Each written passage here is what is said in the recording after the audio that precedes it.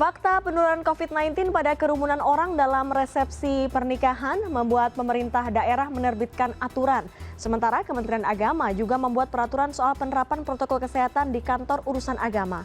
Di sisi lain, regulasi ketat penyelenggaraan resepsi pernikahan ini otomatis menyebabkan bisnis penata acara atau penyelenggara acara pernikahan turut terkena dampaknya. Untuk membahasnya sudah bergabung bersama kami melalui Zoom ada Pak Gumilar Ekalaya, Pelaksana Tugas Kepala Disparekraf DKI Jakarta. Selamat malam, Pak Gumilar. Selamat malam, Mbak Dea. Dan juga melalui sambungan telepon kita sedang mencoba terhubung dengan Pak Muharram Marzuki, Direktur Bina KUA dan Keluarga Sakinah, Ditjen Bimas Islam Kementerian Agama Republik Indonesia. Halo, selamat malam, Pak Muharram. Selamat malam, Mbak Dia. Yang pertama kita akan ke Pak Gumilar terlebih dahulu. Pak Gumilar, ini DKI Jakarta sempat masuk dalam zona merah, kemudian juga begitu ketat kalau kita bandingkan ya aturannya dengan daerah-daerah lain. Mengapa di akhir tahun ini akhirnya memutuskan untuk merelaksasi aturan? Iya, terima kasih Mbak Dea. Jadi memang kalau bisa lihat perjalanan pandemi COVID di DKI Jakarta ini kan pernah naik turun ya, naik terus PSBB diperketat, sekarang memang diperlonggar lagi. Tentu saja kita juga prihatin dengan teman-teman usaha pariwisata, termasuk juga gedung-gedung resepsi pernikahan yang sudah cukup menderita cukup lama nih, ada sekitar 8 bulan lebih. Maka itu kita coba merelaksasi tempat-tempat pernikahan ini, tentu saja dengan penerapan protokol yang ketat.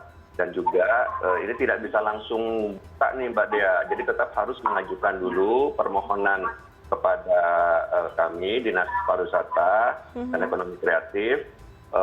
Yang mengajukan itu adalah pihak gedung, bukan si penyelenggara acara. Pihak gedung yang mengajukan, mereka cukup satu kali saja mengajukan permohonan pembukaan kembalinya dengan dilampirkan protokol kesehatan, SOP-nya kepada kami. Nanti kami dari tim Pemprov DKI akan mereview, akan memberikan feedback terhadap proposal dan SOP tersebut, ya kan, untuk melakukan simulasi ke gedung tersebut.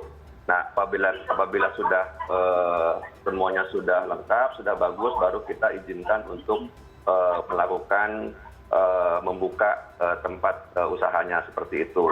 Nah, namun demikian juga yang perlu dipertegas di sini bahwa untuk penyelenggaraan resepsi ini tidak diperbolehkan dengan metode prasmanan.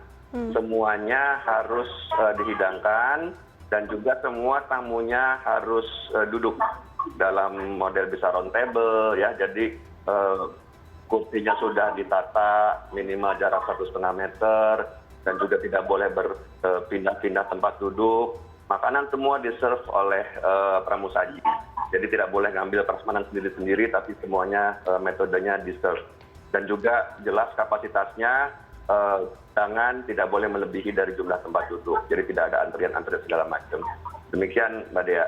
Tidak ada antrian, artinya ini sudah boleh di gedung, artinya ada relaksasi. Saya coba ke Pak Muharram Marzuki dari Kementerian Agama RI. Pak Muharram, ini kan salah satu daerah sudah merelaksasi, artinya sudah boleh ada acara di gedung pernikahan atau gedung yang diperuntukkan untuk acara dengan jumlah massa yang besar. Bagaimana dengan aturan Kementerian Agama? Apakah juga direlaksasi atau aturannya masih sama terkait dengan pernikahan di kantor urusan agama? Ya, jadi kita mesti membedakan antara prosesi akad nikah dengan resepsi pernikahan.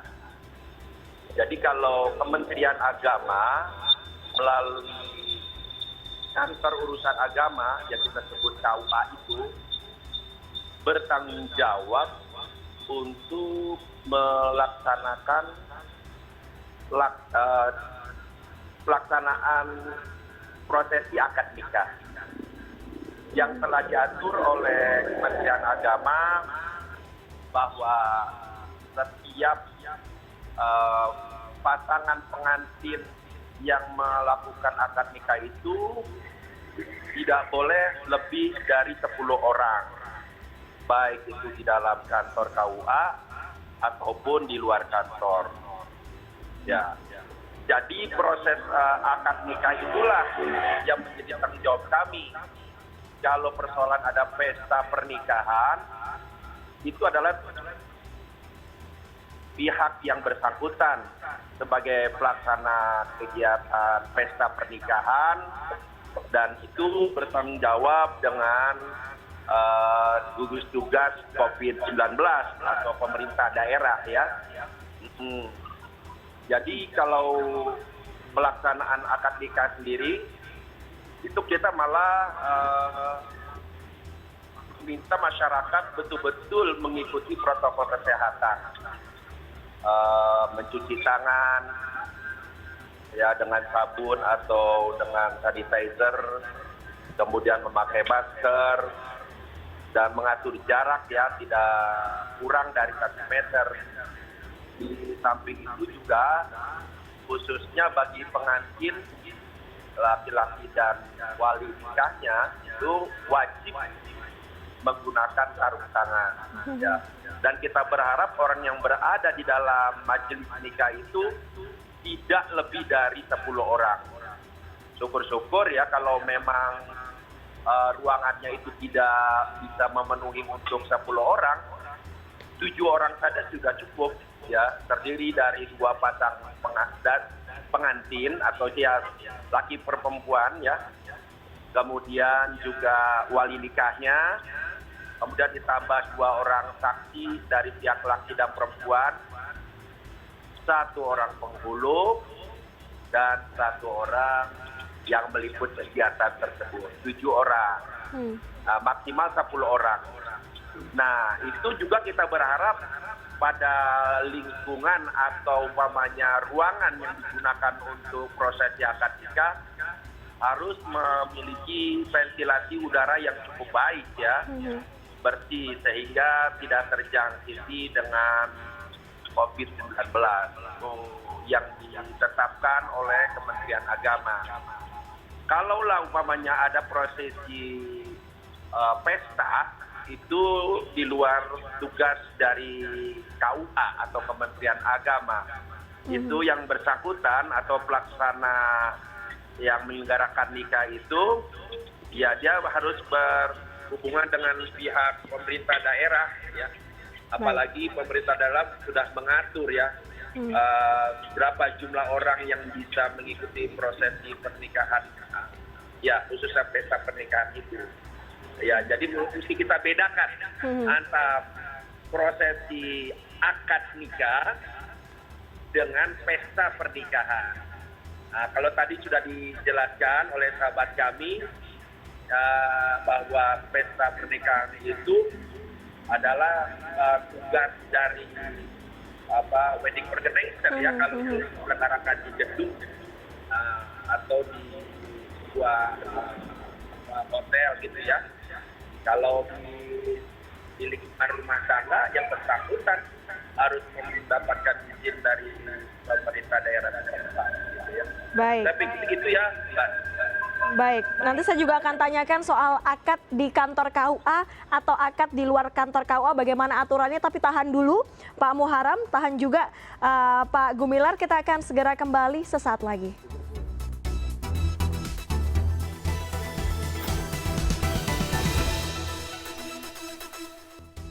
Anda masih bersama kami di CNN Indonesia Connected. Kita akan lanjutkan pembahasan mengenai izin resepsi pernikahan di masa pandemi. Masih bersama dengan kami ada Pak Gumilar Ekalaya, pelaksana tugas Kepala Disparekraf DKI Jakarta. Kemudian ada Pak Muharram Marzuki, Direktur Bina KUA dan Keluarga Sakinah, Ditjen Bimas Islam Kementerian Agama RI.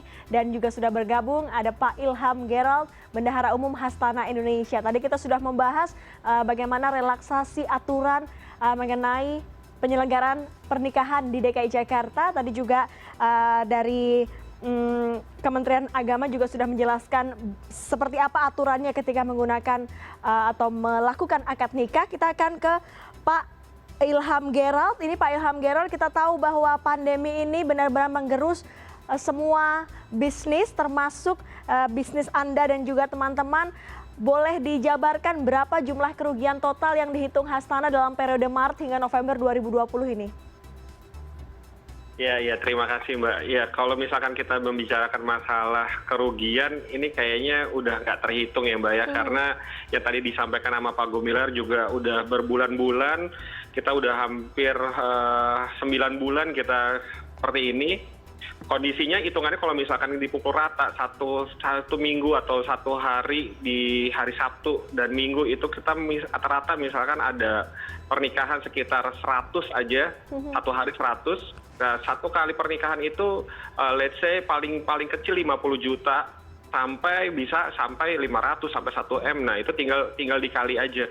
Dan itulah yang menjadi kerugian kita selama ini. Dan lagi pula persoalannya tidak sampai di situ.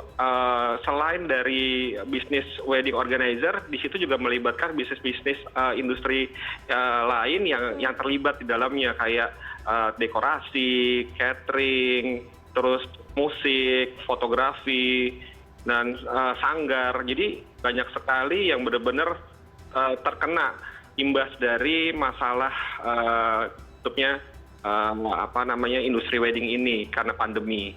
Nah, makanya dengan adanya relaksasi ini kita cukup sangat bergembira ya. Bisa dibilang kita bergembira sekali sih, walaupun hanya 25% yang dibuka, tapi ini udah menjadi suatu angin segar yang sangat kita syukurin gitu. Karena jatuhnya banyak yang tadinya dirumahkan, akhirnya mereka bisa bekerja, bisa mendapatkan nafkah, bisa mulai mencari nafkah lagi untuk keluarganya. Nah itu sih alhamdulillah yang patut kita syukurin ya. Cuman tidak terlepas dari situ, kita juga sudah bersepakat dari beberapa asosiasi wedding.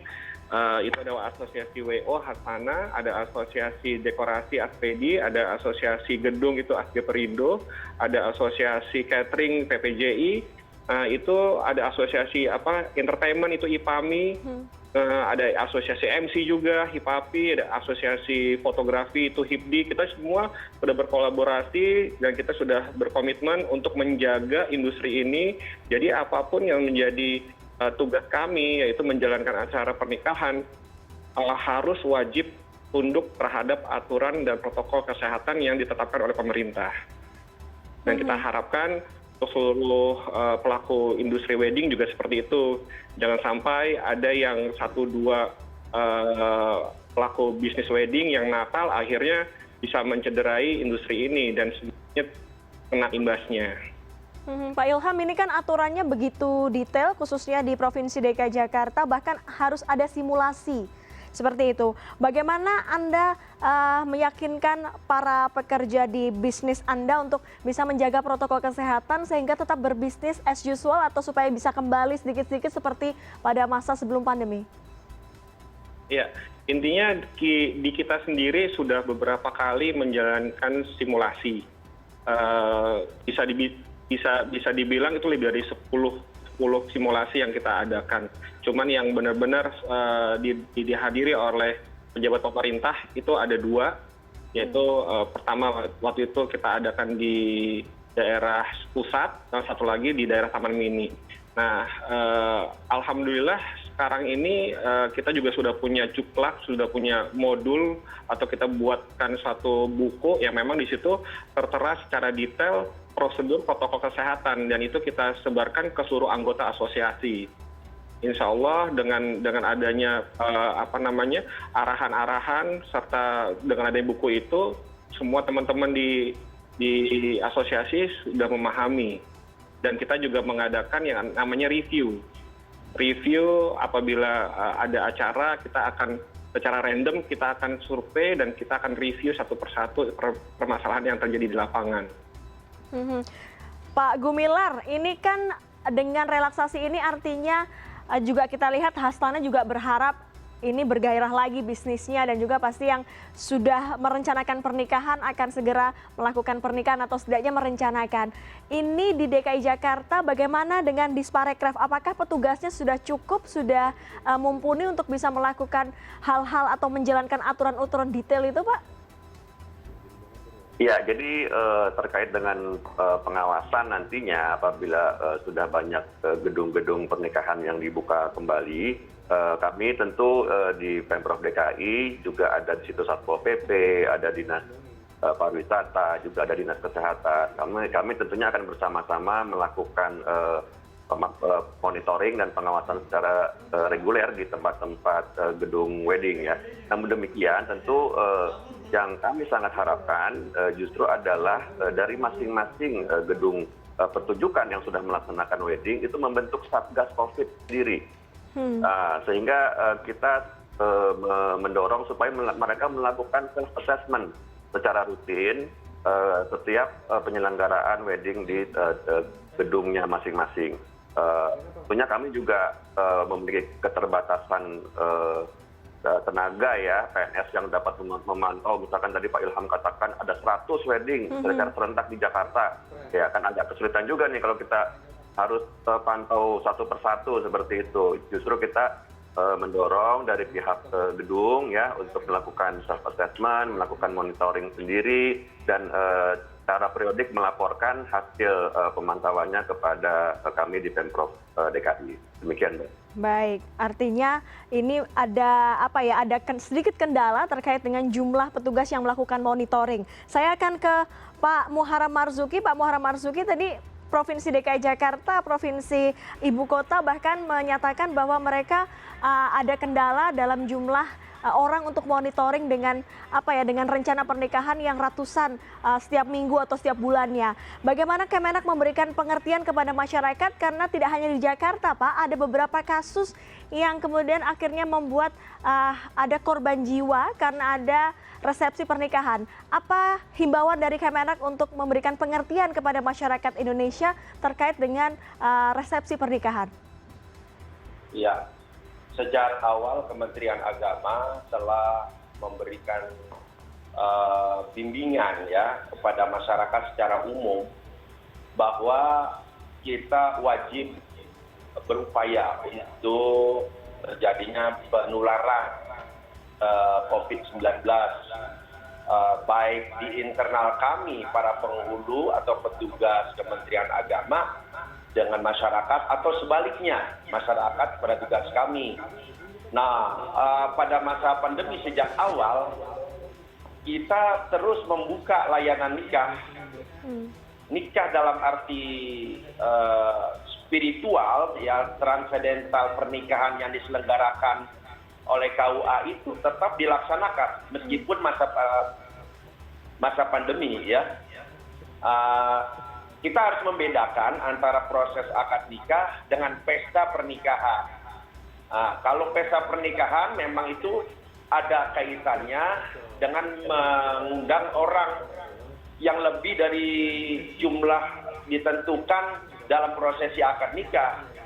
Makanya Kementerian Agama sejak awal telah membatasi maksimal 30 orang pada saat mereka menyelenggarakan akad nikahnya di masjid atau di gedung serbaguna atau di hotel ya.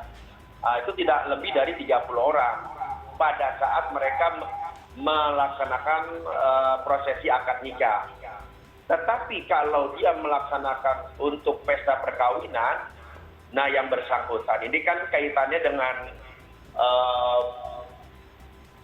pihak hotel atau pihak wedding organizer ya yang menyelenggarakan kegiatan pesta itu tentu wajib mengikuti peraturan yang ditetapkan oleh pemerintah daerah setempat dimanapun keberadaannya, apakah itu di Pemda DKI ataupun pemerintah daerah seluruh Indonesia baik di tingkat provinsi maupun kabupaten kota ya. Nah, jadi kita mengatur masalah nikahnya saja, prosesi akad nikahnya saja. Nah, adapun terjadi proses penularan pada saat pesta pernikahan, nah ini yang menjadi tanggung jawab masyarakat dan juga pemerintah daerah, bagaimana ini melakukan pengawasan. Saya sepakat sekali tadi bahwa perlu ada pengawasan pada saat masyarakat itu menyelenggarakan pesta perkawinan, baik itu di rumah di gedung ataupun juga di rumah-rumah ibadah ya seperti masjid begitu. Itu harus tetap mendapatkan pengawasan mengikuti protokol kesehatan yang telah ditetapkan oleh pemerintah. Baik. Ya, begitu Mbak. Acara akad dan juga pesta pernikahan harus tetap mematuhi aturan-aturan dari pemerintah daerah. Dan saya terakhir ini ke Mas Ilham Gerold. Mas Ilham Gerold, terakhir ini bagaimana komitmen Anda ke depannya, rencana-rencana apa yang disusun oleh teman-teman di Hastana supaya bisnis ini juga tetap berjalan karena ini memberikan banyak pekerjaan bagi banyak orang di Hastana, kemudian supaya juga selain juga ekonomi tapi juga kesehatan. Bagaimana statement Anda soal ini, soal komitmen? Ya, terima kasih. Pada intinya dari Hastana sendiri kita selalu berkomitmen untuk menegakkan protokol kesehatan di setiap event yang dijalankan oleh setiap anggota kita. Nah, apa yang kita lakukan, kita selalu mengadakan pelatihan-pelatihan, jadi update mengenai protokol kesehatan, apa yang harus dilakukan, yang wajib, yang harus dilakukan pada saat event itu seperti apa. Contoh misalkan, pada saat sebelum event itu semua kita melakukan rapid test. Jadi seluruh vendor yang terlibat di dalam acara kita rapid. Dan yang properti-properti yang terlibat di dalam acara juga itu kita disinfektan. Begitu juga dengan pihak gedung, dia juga mendisinfektan seluruh ruangan. Dan pada saat tamu hadir, itu dia otomatis wajib dilakukan yang namanya cek suhu. Cek suhu untuk seluruh tamu yang hadir. Dan yang kedua, kita wajibkan mereka untuk memakai masker. Bagi tamu yang tidak memakai masker, kita sediakan masker. Jadi apabila ada tamu yang kehilangan masker atau rusak atau basah, kita akan selalu kita siapkan. Begitu juga dengan face shield. Jadi face shield ini menjadi salah satu option untuk pengamanan protokol kesehatan bagi seluruh tamu kita yang pada saat event. Terus yang kedua, pada saat mereka masuk ke dalam, mereka langsung kita antarkan ke tempat duduk mereka masing-masing sesuai dengan arahan dari pemerintah, dari Dinas Pariwisata. Tidak ada tamu yang boleh berdiri atau mereka berputar-putar di dalam ruangan, itu tidak ada. Jadi mereka sudah kita set up bangku, pada saat mereka hadir langsung kita arahkan ke bangkunya, lalu semuanya kita serve makanan, begitu juga kita serve. Atau kemarin juga ada simulasi mengenai format hampers, jadi tamu itu hadir, mereka memberikan ucapan selamat kepada pengantin, itu juga pada saat memberikan ucapan selamat ada jarak. Beda seperti waktu normal dulu ya. Sekarang ini minimal dari panggung pengantin ke panggung tamu yang memberikan ucapan selamat itu minimal jaraknya 1,5 meter. Dan di sana kita tidak perbolehkan untuk tamu melintasi panggung yang sudah kita batasi tersebut. Jadi otomatis tamu itu akan naik ke atas panggung si tamu untuk memberikan ucapan selamat. Dengan memberikan ucapan selamat seperti ini, melakukan dengan nama namaste, mereka lalu turun, lalu kita arahkan mereka untuk mengambil souvenir dan hampers. Tapi sekarang ini dengan adanya kelonggaran dengan 25% tamu boleh mengadakan resepsi, otomatis kita mencoba untuk mengadakan dinner ya, dine in. Jadi mereka bisa untuk makan sambil duduk. Nah itu semua di-serve oleh waiter atau mereka hanya memesan. Jadi kita sediakan satu lembar menu, mereka milih, mereka mau menu apa aja yang ada di dalam acara tersebut, mereka akan kasih ke waiters yang akan bolak-balik untuk mengambilkan makanan mereka. Kenapa bisa seperti itu? Karena kita lebih dapat mengontrol waiters atau pegawai-pegawai yang terlibat di dalam acara, karena mereka sebelumnya sudah dirapid terlebih dahulu. Kalau tamu kan kita tidak mungkin semua tamu kita rapid, karena itu takes time dan akan terjadi penumpukan. Selain itu juga kita menyediakan yang namanya signage untuk protokol kesehatan di setiap sudut ruangan, dan kita sediakan juga hand sanitizer di setiap sudut ruangan. Dan kalau memungkinkan ada yang namanya wastafel portable. dalam gedung dan nanti kita posisikan sesuai dengan layout yang memang memudahkan mereka untuk melakukan cuci tangan di tempat tersebut. Selain itu juga kita selalu mengingatkan pada pihak MC untuk selalu announce mengenai jaga jarak. Jangan sampai ada yang namanya kerumunan di dalam acara tersebut. Baik, Misal jaga jarak mereka akan berbicara dengan tamu yang ada di sebelahnya, itu kadang-kadang suka ditarik kursi dan itu kita selalu mengingatkan. Dan tim WO di situ akan bekerja full untuk melihat yang namanya keamanan jaga jarak dari setiap tamu. Baik, baik. Begitu detail sekali Mas Ilham tadi menjelaskan soal bagaimana aturan-aturan atau hal-hal yang menjadi komitmen Hastana ketika menyelenggarakan pernikahan. Terima kasih perbincangannya malam hari ini Mas Ilham Geral, Bendahara Umum Hastana Indonesia. Kemudian tadi ada Bapak Gumilar Eka Laya, Pelaksana Tugas Kepala Disparekraf DKI Jakarta, dan juga Pak Muharam Marzuki, Direktur Bina KUA dan Keluarga Sakinah Dijen Bimas Islam Kementerian Agama RI. Terima kasih telah berbincang bersama kami pada malam hari ini.